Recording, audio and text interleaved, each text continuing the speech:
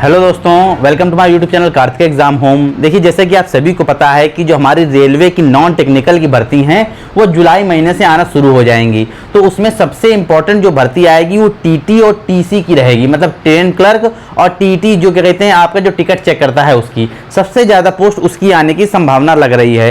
ठीक है, तो किस प्रकार से भर्ती आएगी, किस प्रकार से सिलेक्शन प्रोसेस रहेगा पूरी भर्ती का।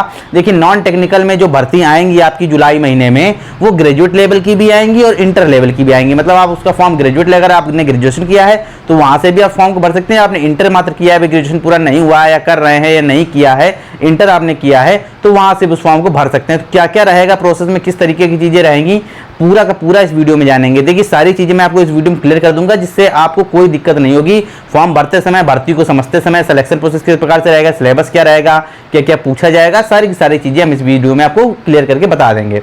ठीक है, देखिए रेलवे जो है इस वर्ष बहुत अच्छे से काम कर रहा है। रेलवे ने शुरुआत में ही, इस साल की शुरुआत में 2024 की शुरुआत में ही अपना एक कैलेंडर में उसने बोला था कि हम इस तरीके से भर्ती कराएंगे, इस महीने में ये भर्ती निकालेंगे, और उसने निकाली भी। और रेलवे ने ये भी बोला था कि हम हर साल क्या कहते हैं कुछ ना कुछ भर्ती कराते रहेंगे। अभी देखिए, जब से जिस तरीके से उसने अपने कैलेंडर में बोला है तो उसी हिसाब से वो चल रहा है। सबसे पहले उसने एएलपी की भर्ती निकाली, असिस्टेंट लोको पायलट की भर्ती निकाली, फिर टेक्नीशियन की भर्ती निकाली क्या कहते हैं अप्रैल में। इसके बाद क्या कहते हैं अभी मई में उसका कहते हैं फॉर्म, अभी मई में उसका फॉर्म खत्म हुआ है, बीच मई मतलब 15 मई के बाद 15 मई से आरपीएफ कांस्टेबल और एसआई की उसने भर्ती निकाली। तो जुलाई में उसका जाहिर से नंबर है, एनटीपीसी का नंबर है।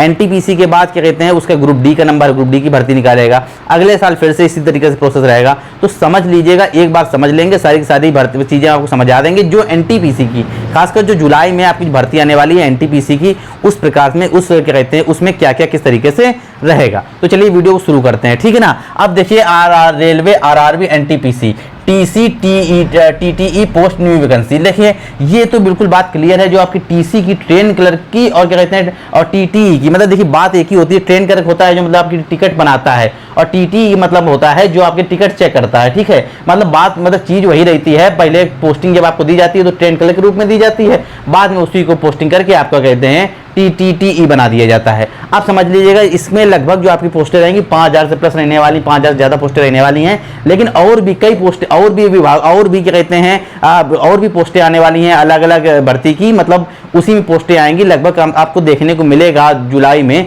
कि लगभग 35,000 से ज्यादा पद आपको देखने को मिलेंगे। अब उसमें कौन कौन से पद रहेंगे चीजें को समझिएगा, ठीक है ना। अब क्लियर करता हूं एक एक करके।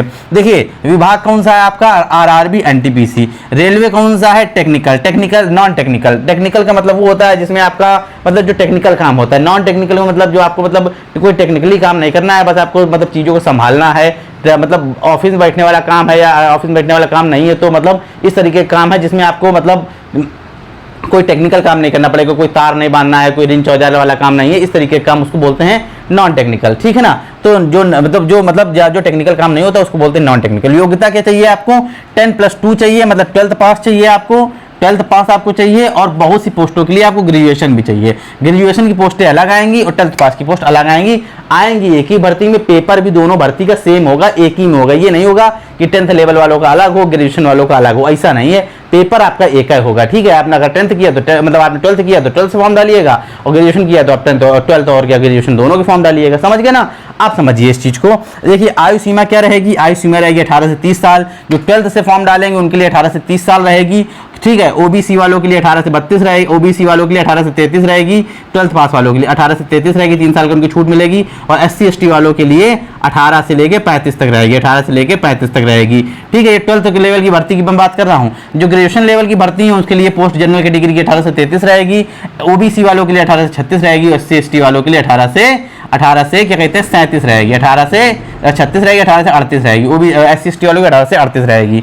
जनरल, ओबीसी, ईडब्ल्यूएस की फीस रहेगी 500 रुपए। अदर्स, चाहे कोई किसी भी कैटेगरी की महिला हो या एससी एसटी कैटेगरी हो, उनके लिए फीस रहेगी 250 रुपए। देखिए, फीस जरूर आपकी भी ज्यादा दिखाता है, लेकिन क्या होता है ना, जब आप ज्वाइन कर लेते हैं, जब आप रेलवे की मतलब जब आप पेपर देने जाते हैं, मतलब जैसे आपने फॉर्म भर दिया, जब अगर आप पेपर देने नहीं जाएंगे तो आपकी फीस वापस नहीं आएगी। अगर आप पेपर देने जाएंगे तो ये जो कैंडिडेट हैं इन्होंने 500 रुपए दिए हैं, जनरल ओबीसी ईडब्ल्यू जो जिन्होंने 500 रुपए फीस भरी है, इनके 400 रुपए रिफंड हो जाएंगे, 400 रुपए रिफंड हो जाएंगे, मात्र 100 रुपए नहीं आएंगे। और जिन लोगों ने 250 रुपए दिए हैं उनके पूरी की पूरी 250 रुपए फीस वापस आ जाएगी, लेकिन आएगी तभी जब आप पेपर देने जाएंगे, पेपर देने नहीं जाएंगे तो नहीं आएगी। ठीक है ना, समझ गए होंगे अब आपको ज्वाइनिंग तक का सब प्रोसेस क्या होता है। सबसे पहले आपका CBT 1 लिया जाता है, कंप्यूटर बेस्ड एग्जाम होता है CBT 1, फिर होता है CBT, ये दोनों के लिए मैं आपको बता रहा हूं, चाहे 12th लेवल की पोस्ट हो और चाहे ग्रेजुएट लेवल की पोस्ट हो। कौन कौन सी पोस्ट होती है 12th लेवल की, कौन कौन सी पोस्ट होती है ग्रेजुएशन लेवल की, ये भी मैंने लिख रखी है, मैं समझाऊंगा किसमें क्या क्या काम होता है। ठीक है, समझिएगा इस चीज को बस। तो CBT क्या कहते हैं, CBT 1 होगा, इसके बाद जो लोग CBT 1 पास कर लेंगे उनको CBT 2 देने को मिलेगा। ठीक है, CBT 1 में 18 गुना कैंडिडेट पास किए जाते हैं, मतलब जितनी भर्ती आएगी उसका 18 गुना कैंडिडेट पास किया जाएगा CBT 1 में, उन्हीं 18 गुना कैंडिडेट को CBT 2 देने को मिलेगा। समझ गए ना, मतलब ऐसा नहीं है कि मतलब 50 गुना पास कर दिया, 70 गुना पास कर दिया, ऐसा नहीं है, मात्र 18 गुना कैंडिडेट पास की जितनी, जैसे मान लीजिए कि अगर मान लीजिए 30,000 भर्ती आई है तो 30,000 का 18 गुना कितना होता है, 30,000 का 18 गुना होता है 54, मतलब 30 का 18 गुना करेंगे तो 54 आएगा, मतलब 5,40,000 लोगों को मेंस देने को मिलेगा ऑल इंडिया में। ठीक है, मतलब मेंस का मतलब CBT 2 देने को मिलेगा। समझ गए ना। आप कहते हैं जो लोग CBT 2 देंगे, इसके बाद कहते हैं इसके बाद टाइपिंग होगी आपकी, लेकिन टाइपिंग जो है सभी पोस्टों के लिए नहीं है, टाइपिंग सभी पोस्टों के लिए, कुछ पोस्टों के लिए टाइपिंग है। जिनको टाइपिंग आती है वही लोग टाइपिंग वाले के पोस्ट भरें। मैंने आपको अभी मैं समझाऊंगा यहाँ पर कौन कौन सी टाइपिंग वाली पोस्टें हैं। ठीक है, जिनको टाइपिंग नहीं आती है वो टाइपिंग वाली पोस्ट ना भरें, या अगर वो भर भी देते हैं तो टाइपिंग देंगे, अगर वो टाइपिंग देने भी जाते हैं, अगर वो फेल हो जाते हैं तो बस उन्हीं भर्ती से बाहर होंगे, उन्हीं भर्ती से बाहर होंगे जिन भर्ती में टाइपिंग थी। जिसमें टाइपिंग नहीं थी उसमें वो अभी भी बने हुए हैं। समझ गए ना, मतलब जैसे मान लीजिए किसी को, जैसे मान लीजिए आप हैं, आपको पता है कि हमको टाइपिंग नहीं आती है, लेकिन आपने फॉर्म भर दिया, सारे के सारे आपने ये कहते हैं सारी पोस्टें आपने भर दी हैं। ठीक है, कि क्या कहते हैं, जैसे मान लीजिए अभी टाइपिस्ट में इसमें आपको टाइपिंग मांगेंगे और भी कुछ चीज़ों में टाइपिंग मांगेंगे। ठीक है ना, ठीक है, जैसे इसमें सीनियर क्लर्क टाइपिस्ट मांगेंगे, आपने टाइपिस्ट भर तो दिया है, बाकी आपने सारी पोस्टें भरी हुई हैं। अब जैसे इसमें कॉमर्शियल असिस्टेंट में टाइपिंग मांगेंगे, ना गुड्स कार्ड में टाइपिंग मांगेंगे, ना TC में, ना CC में, ना TTE में, इसमें टाइपिंग मांगेंगे नहीं, आपने सारी की सारी भरी हुई हैं।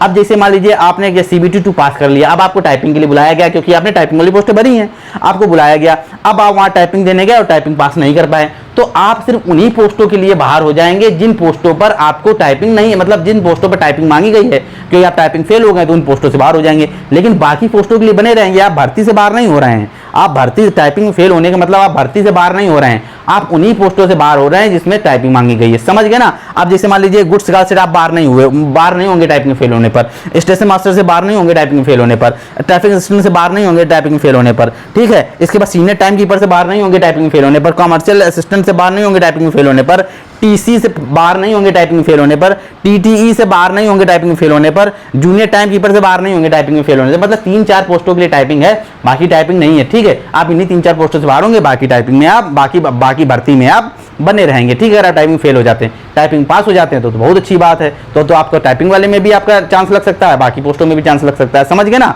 ठीक है, आपकी मेरिट पे डिपेंड करता है वो। इसके बाद आपका मेडिकल होगा।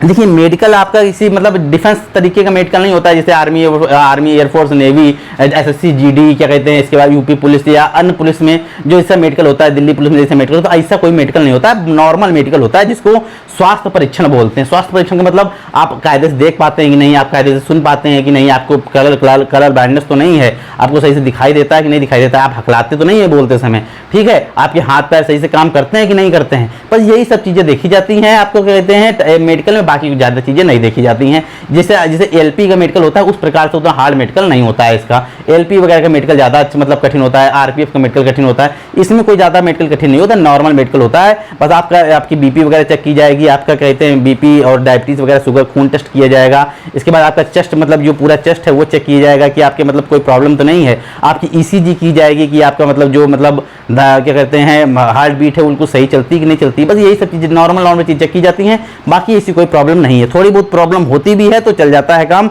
आप बाहर नहीं होंगे मेडिकल से ही। अगर आपको मतलब कोई मतलब वैसी दिक्कत नहीं, जैसे मान लीजिए आप दिव्यांग हैं तो भाई दिक्कत वाली बात है, लेकिन वैसी कोई प्रॉब्लम नहीं है आपको। समझ गए ना। इस चीज़ को आप समझ के चलिएगा, इतनी कोई बड़ी बात नहीं है। अब समझिए आगे, मेडिकल के बाद आपका डीवी होता है। डीवी मत पूछिएगा क्या होता है। डीवी का मतलब होता है डॉक्यूमेंट वेरिफिकेशन। डॉक्यूमेंट वेरिफिकेशन का मतलब आपके सारे प्रमाण पत्र आपकी जांच की जाते हैं, चाहे हाई स्कूल का हो, चाहे इंटर का हो, चाहे ग्रेजुएशन का हो। ग्रेजुएशन में मार्कशीट और डिग्री दोनों चेक की जाती है। बस आपकी मार्कशीट में पास लिखा होना चाहिए, कितने परसेंटेज है उससे कोई मायने नहीं रखता है, ठीक है। बस पास आप होने चाहिए, 33% 35% से भी पास हुए ना तो भी आप कोई दिक्कत नहीं है, बस एलिजिबल हो। ग्रेजुएशन डिग्री लेकिन आपके पास होनी चाहिए। डिग्री नहीं निकल आई है तो निकलवा लीजिएगा, बाद में निकलवा लीजिएगा, जब आपका आ जाए डीवी वगैरह डेट आ जाए तब निकलवा लीजिएगा, अगर आपने अभी तक डिग्री नहीं निकलवाई है, ठीक है। इसके बाद डिग्री अब ये हो गया, इसके बाद आपकी ज्वाइनिंग करा दी जाती है। बहुत लोग कैंडिडेट ये पूछते हैं कि सर क्या कहते हैं मेरे अगर कहते हैं डॉक्यूमेंट में कोई दिक्कत हो तो कोई दिक्कत तो नहीं है। देखिए अगर दिक्कत अगर आपकी है, जैसे किसी की माता पिता का नाम गड़बड़ होता है, खुद का नाम भी गड़बड़ होता है किसी का, ठीक है, तो उसके लिए आपको टाइम दे दिया जाएगा। बहुत सी मार्कशीट में ये देखा गया है कि उनके नंबर मिटने लगते हैं, ठीक है, नंबर उड़ जाते हैं तो ठीक से दिखाई नहीं देते हैं कि नंबर अच्छा इसमें ये नाम लिखा था, इसमें ये नंबर था, ये दिखता नहीं है, ठीक है, मतलब उड़ चुके होते हैं नंबर। पुरानी मार्कशीट हुई होती है, कभी गीली हुई होगी, धोखे सेम गई होगी, कुछ चीज़ें होती हैं, तो उन सबके लिए आपको टाइम दे दिया जाएगा। इतनी कोई बड़ी बात नहीं है, टाइम लेके उसको मार्कशीट सही करा के आप दिखा दीजिएगा, आपका काम चल जाएगा, आपको ज्वाइनिंग दे दी जाएगी, ठीक है। टाइम वगैरह देते हैं। अब समझ लीजिए CBT 1 में क्या क्या आता है। CBT 1 में क्या क्या आता है समझिएगा। CBT 1 में जो टेस्ट होगा आपका कंप्यूटर बेस्ड एग्जाम में 100 क्वेश्चन आएंगे, 100 मार्क्स के होंगे, ठीक है। 100 को एक क्वेश्चन 1 मार्क्स का। 90 मिनट आपको 90 मिनट आपको मिलेगा टाइम पेपर देने के लिए। 1/3 की माइनस मार्किंग है, मतलब 3 क्वेश्चन गलत करते हैं तो आपका एक सही वाला क्वेश्चन भी आपका हटा दिया जाएगा, माइनस कर दिया जाएगा, वो भी मान लिया जाएगा गलत, ठीक है। आता क्या क्या है, इंग्लिश वगैरह कुछ नहीं आती है, ना हिंदी आती। आता क्या क्या है, सिर्फ मैथ, रीजनिंग और जीके जीएस आती है। मैथ रीजनिंग कितने क्वेश्चन आएंगे, 30 क्वेश्चन आएंगे, 30 नंबर के, ठीक है। तो मैथ के 30 क्वेश्चन आएंगे 30 नंबर के, और क्या कहते हैं जीके जीएस के 40 क्वेश्चन आएंगे 40 नंबर के, ठीक है ना। इसी में आपका क्या कहते हैं आपका CBT 1 है, यही आपको क्लियर करना है CBT 2 में पहुंचने के लिए। अच्छा मैं आपको ये भी बता दूं, मेरिट जो है फाइनल मेरिट जो आपकी बनेगी वो CBT 2 के आधार पर बनेगी। CBT 1 सिर्फ इसलिए लिया जाता है कि आप CBT 2 में पहुंच जाएं, ठीक है। CBT 1 से कोई मतलब नहीं है मेरिट का, बस इसलिए लिया जा रहा है कि CBT 2 में पहुंचाने के लिए, छटनी करने के लिए कि बच्चा छट के जो फ्रेश बच्चा है वो CBT 2 में पहुंचे। बस CBT 2 से आपकी मेरिट बनेगी। 120 नंबर का होता है CBT 2, 120 नंबर का होता है, इन 120 नंबर से ही आपकी मेरिट बननी है, ठीक है ना। आप क्या कहते हैं 120 क्वेश्चन आएंगे CBT 2 में, 120 नंबर के होंगे, एक क्वेश्चन 1 नंबर का होगा। इसमें भी आपको 90 मिनट मिलेंगे। देखिए इसमें 100 क्वेश्चन थे, इसमें 120 क्वेश्चन इसमें बढ़ गए हैं, टाइमिंग नहीं बढ़ी है, ठीक है, टाइमिंग नहीं बढ़ी है, लेकिन नंबर ऑफ क्वेश्चन बढ़ गए हैं। इसमें भी निगेटिव मार्किंग 1/3 की है, 3 क्वेश्चन गलत करते हैं तो एक सही वाला क्वेश्चन आपका कट कर दिया जाएगा। रीजनिंग क्या कहते हैं, आपको 35 क्वेश्चन आएंगे 35 नंबर के आएंगे, ठीक है। मैथ के आपके 35 क्वेश्चन आएंगे 35 नंबर के आएंगे, ठीक है, 35 नंबर के आएंगे। और जीके जीएस के 50 क्वेश्चन आएंगे, यहाँ मैंने गलत लिख दिया है। जीके जीएस के यहाँ 50 क्वेश्चन आएंगे, 50 नंबर के, ठीक है। मैंने वहाँ पे गलत लिख दिया था, धोखे से 35 के मतलब फ्लो में लिख गया था 50 क्वेश्चन आएंगे जीके जीएस के 50 नंबर के। तो कुल कितने हो गए 150, 35 70 और 50 120 क्वेश्चन हो गए, ठीक है ना। समझे 120 नंबर के, आपको क्लियर हो गया होगा। तो ये इस तरीके से आपका सिलेबस आएगा। अब समझिए पोस्टें कौन कौन सी होती हैं, क्या क्या काम होता है, ये सबसे ज़्यादा जरूरी है। देखिए 12th वाली पोस्टें कौन कौन सी होती हैं वो समझिए। जिस पोस्ट के आगे जूनियर लगा हो, जूनियर, जैसे junior clerk typist, accountant clerk typist, ये भी जूनियर अकाउंटेंट क्लर्क टाइपिस्ट होता है, इस तरीके से लिखा जाएगा जूनियर अकाउंटेंट क्लर्क टाइपिस्ट, ठीक है। जूनियर टाइम कीपर, TCCCTTE, ये पोस्टें जिसके आगे जूनियर लगा होगा, इसके बाद TC, TCC और TTE, ठीक है, ये पोस्टें होती हैं आपकी 12th पास की। अभी मैं बताऊंगा कि क्या क्या काम है किसका किसका। इसके बाद जो ग्रेजुएट लेवल की पोस्ट होती है वो गुड्स गार्ड की हो गई। गुड्स गार्ड का मतलब क्या होता है, जो गार्ड होता है जो मालगाड़ी वगैरह में पीछे सबसे पीछे जिसका डिब्बा होता है वो गुड्स गार्ड इसको बोलते हैं, गुड्स, वो क्या कहते हैं, वो ग्रेजुएट लेवल की पोस्ट है। स्टेशन मास्टर को तो समझते होंगे। स्टेशन मास्टर क्या होता है, स्टेशन मास्टर यही होता है कि अच्छा इस स्टेशन पे ये ट्रेन रुकनी है, इस किस तरीके से हमको टाइम मैनेज करना है, स्टेशन में किस तरीके से काम हो रहा है, यही सब चीजें देखता है स्टेशन मास्टर, ठीक है।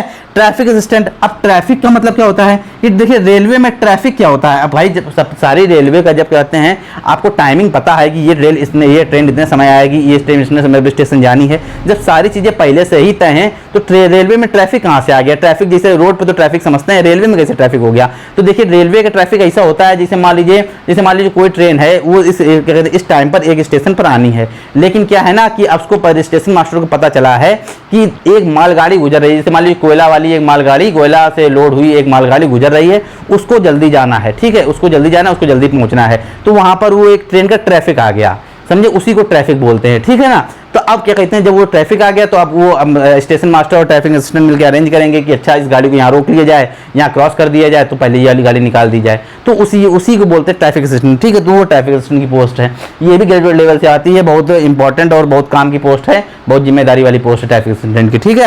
इसके बाद सीनियर क्लर्क टाइपिस्ट, ये सीनियर क्लर्क टाइपिस्ट होता है, ये भी कहते हैं ग्रेजुएट लेवल। जहाँ सीनियर लग जाए क्लर्क टाइपिस्ट या टाइपिंग मांगेगा, जहाँ सीनियर लग जाए वो ग्रेजुएट लेवल की पोस्ट है। सीनियर कॉमर्शियल टिकट टाइपिस्ट जो होता है, ठीक है, ये भी ग्रेजुएट लेवल की पोस्ट है। जहाँ सीनियर लगा है ये भी टाइपिस्ट की पोस्ट है, सीनियर लगा है मतलब ग्रेजुएट लेवल की है। सीनियर टाइम कीपर, ठीक है, टाइम अरेंजमेंट करता होगा, कहाँ कौन सी ट्रेन कितनी लेट है वगैरह, ये सब किसका काम है, ये क्या कहते हैं काम है, ग्रेजुएट लेवल की पोस्ट है। सीनियर लगा है तो senior time keeper. Commercial assistant, ये क्या है, कॉमर्शियल असिस्टेंट होता है, ये भी क्या कहते हैं जो आपकी पोस्ट है, ये भी ग्रेजुएट लेवल की पोस्ट है। अब CCTC का समझ लेते हैं। देखिए ये होता है ट्रेन क्लर्क, ठीक है, ये होता है कॉमर्शियल क्लर्क, ये होता है TTE। अब देखिए ये तो कॉमर्शियल क्लर्क है, ये तो आपका इसका काम है पूरा क्लरिकल काम है, इसको कोई और काम नहीं है, इसको ऑफिस में बैठ के टिकट काटना है मात्र, ठीक है, रिजर्वेशन करना है, टिकट काटना, यही सब काम है। TC का मतलब होता है ट्रेन क्लर्क। जब आप शुरू में ज्वाइनिंग करते हैं, तो आपको ट्रेन, जैसे मान लीजिए आपको ये नहीं होगा कि टिकट आपको चेक करना है, जब आप शुरू में ज्वाइन करेंगे तो आपको ट्रेन क्लर्क बना के भेजा जाएगा कि आपको ऐसा है कि आप कह रहे हैं ट्रेन की टिकट काटिए बस, ठीक है। ट्रेन की टिकट काटना तो बहुत आसान है, लिखना है बस, क्या बोले कीबोर्ड में नाम लिखना है, टिकट बोल देनी है, कितने रुपए की टिकट है ये दे देनी है उसको, इतना ही तो काम है ट्रेन क्लर्क का। लेकिन जब आप ट्रेन क्लर्क में सीनियर हो जाते हैं तो आपको TTE बना दिया जाता है, जो क्या कहते हैं टिकट आपकी चेक करता है, जैसे स्टेशन वगैरह पर या ट्रेन के अंदर आपकी जो टिकट चेक करता है वो होता है TTE, समझ गए, जो ब्लैक कोट पहन के करता है। तो ये चीज़ समझ गए होंगे कि आपको किस प्रकार की ये पोस्ट है। तो सारी पोस्टें आपको लगभग क्लियर हो गई होंगी, किसका क्या काम है, किस प्रकार की पोस्ट है और किस तरीके से आपका क्या कहते हैं आपका CBT होगा, किस प्रकार से आपका रिटर्न टेस्ट लिया जाएगा, क्या क्या आएगा, क्या क्या योग्यता चाहिए, किस एज आयु सीमा से आप क्या कहते हैं एज सीमा क्या आप होने चाहिए, ठीक है, किस प्रकार से सिलेक्शन प्रोसेस रहेगा, जनरल OBC SC ST की फीस कितनी रहेगी, ये भी मैंने आपको बता दिया। कुछ लोगों का ये कमेंट था कि सर मैंने अभी 2024 में क्या कहते हैं इंटर पास किया है, तो क्या मैं इस फॉर्म को भर सकता हूं? देखिए बिल्कुल आप भर सकते हैं, बिल्कुल भर सकते हैं, अभी भर्ती नहीं आई है। उनका क्वेश्चन इसलिए था क्योंकि क्या कहते हैं कैलेंडर तो पहले जारी हो गया था जनवरी में ही, तब तो इंटर का रिजल्ट आया नहीं था, तो पेपर भी नहीं हुए थे। लेकिन क्या कहते हैं अब देखिए अभी आप लोग बिल्कुल फॉर्म भर सकते हैं, जब आप डेट आपकी तब से जोड़ी जाएगी जब आप क्या कहते हैं नोटिफिकेशन आ जाएगा, जुलाई में नोटिफिकेशन आएगा, आप बिल्कुल भर सकते हैं फॉर्म। बशर्ते इतना सा आप ध्यान रखिएगा कि आपकी जो आयु सीमा है वो 18 से कम नहीं होनी चाहिए। अगर आप 18 से कम हैं, जिस प्रकार से रेलवे मांगता है 1 जुलाई से रेलवे मांगेगा, ठीक है, 1 जुलाई से पहले 1 जुलाई तक आपकी 1 जुलाई 2024 तक आपकी 18 साल हो जानी चाहिए, ठीक है। अगर आपकी उसके बाद है तो क्या कहते हैं मतलब आपका नहीं लेगा, 18 साल से कम रहेगी आपकी पोस्ट। अगर आप 18 साल के हो जाते हैं और आपने इंटर पास कर लिया है तो बिल्कुल आप इस फॉर्म को डाल सकते हैं, कोई प्रॉब्लम नहीं है, ठीक है। सारी चीज़ें आपको समझ में आ गई होंगी इस भर्ती से रिलेटेड। तो जितनी पोस्टें मैंने सारी चीज़ें आपको क्लियर कर दी है। अगर कोई कंफ्यूजन हो तो कमेंट में बता दीजिएगा, मैं कमेंट में उसका आंसर जरूर देता हूँ। लगभग मैं हर कमेंट का आंसर देता हूँ अगर वो लीगल होता है। अगर मुझे ऐसा लगेगा कि आपका कमेंट इतना महत्वपूर्ण है कि बहुत से लोगों को इस समस्या हो सकती है तो मैं उसके लिए अलग से वीडियो बना दूंगा, ठीक है ना। तो सारी चीज़ें आपको उस पर क्लियर हो जाएंगी। फिलहाल आज की वीडियो में इतना ही था। जाहिर सी बात आपको चीज़ें समझ में आ गई होंगी, ना समझ में आई तो पूछ लीजिएगा। आज की वीडियो में इतना ही। वीडियो अच्छा लगा हो, यूजफुल लगा हो, आपको समझ में आया हो तो ही वीडियो को लाइक कीजिएगा, चैनल को सब्सक्राइब भी कर दीजिएगा और साथ में बेल आइकन भी दबा दीजिएगा। देखिए अगर आप सब्सक्राइब कर देते हैं, बेल आइकन नहीं दबाते हैं तो सब्सक्राइब को कोई मतलब नहीं रह जाता है, ठीक है ना। तो आप बेल आइकन भी दबा दीजिएगा ताकि सरकारी नौकरी जुड़ी जितनी भी इंपॉर्टेंट अपडेट हैं वो समय समय पर आपको मिलती रहें।